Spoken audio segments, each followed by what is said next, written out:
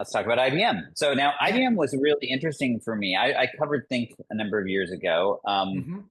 We've talked to them in the past, and we've talked about how I feel like they're turning the corner a little bit. What I found most interesting about this Think and these series of announcements that sort of came out is that on the one hand, they sound a lot like everything else. So interestingly enough, right, they announced a data solution, a data platform, Yes. watsonx.data. They announced a productivity platform that does employee productivity. I mean, it was like, wow, these sort of mirrored announcements here. Um, so on the one hand, you could say, well, they're just sort of an also ran in these areas. They're a little bit late, and they're coming in with very similar solutions. And are they in fact any different? But I would probably argue that that's in balance probably the better outcome, because the challenge has been you had all these guys, all these big animals sort of fighting it out over here, and then IBM was sort of off to the side saying, oh well, here's these other things. And they Hmm. sort of weren't in the conversation. They were really focused on really core, in-depth, technical, underlying architecture type of stuff. And they still obviously have all those acquisitions around all of that, but they are now starting to, I think, add the layer on top, which which is where everyone is focusing right now. And that could be a very potentially powerful combination. So I looked at these announcements and sort of felt like, ah, well, welcome to the fight, welcome back to the fight, and I guess Hmm. we'll have to see if they can make good on it. Yeah, IBM is another one of these call it boring tech companies that has been growing rapidly over the past year from a stock perspective. They've almost doubled over the past couple of years. So obviously, the stock market world likes what they're doing. And I would say that a lot of the announcements they made were not necessarily new in the market, but they demonstrated that IBM is still solving these problems for the global 2000 companies that have the biggest challenges. That's always IBM's thing. If you want the easiest go to market capability that you can start using tomorrow, that's not IBM. It's just not. But the idea that IBM has to look at open source models, support for Mistral, being able to help with data access, data orchestration, data integration associated with models, and then being able to help with some of the lineage and performance on the IT side.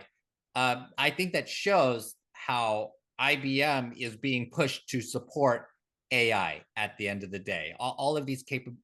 So even if you might say, dinosaur Big Blue has its product lineage, product roadmap basically shaped by AI, that's a sign of just how pervasive AI is all over the tech world.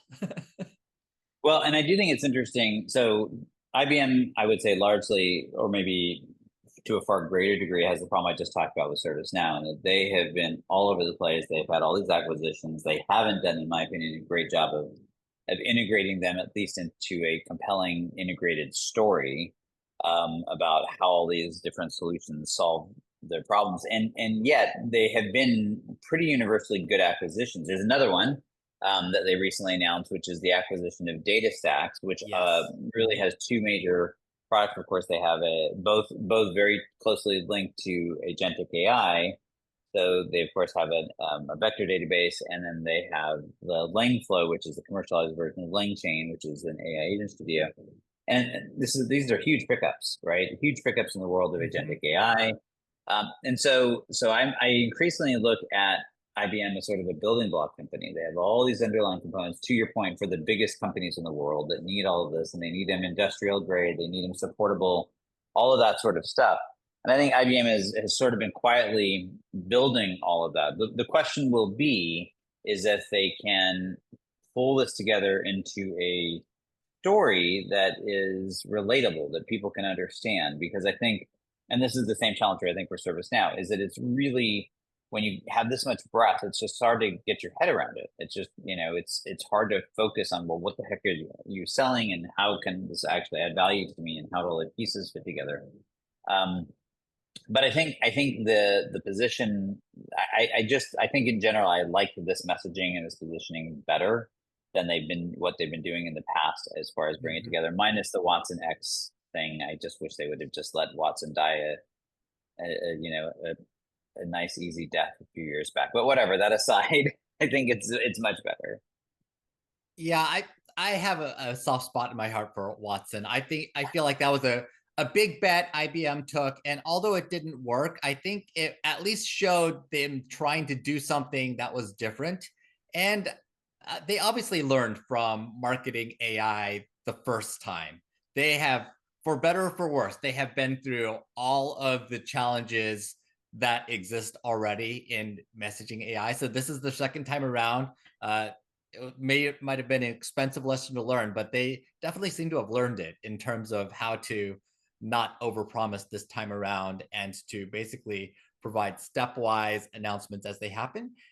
But I agree that the challenges, I'm not sure that it has all consolidated into a cohesive package of capabilities. And this is an issue that IBM has had in the past. I think back to the analytics days where IBM had Cognos and they had SPSS.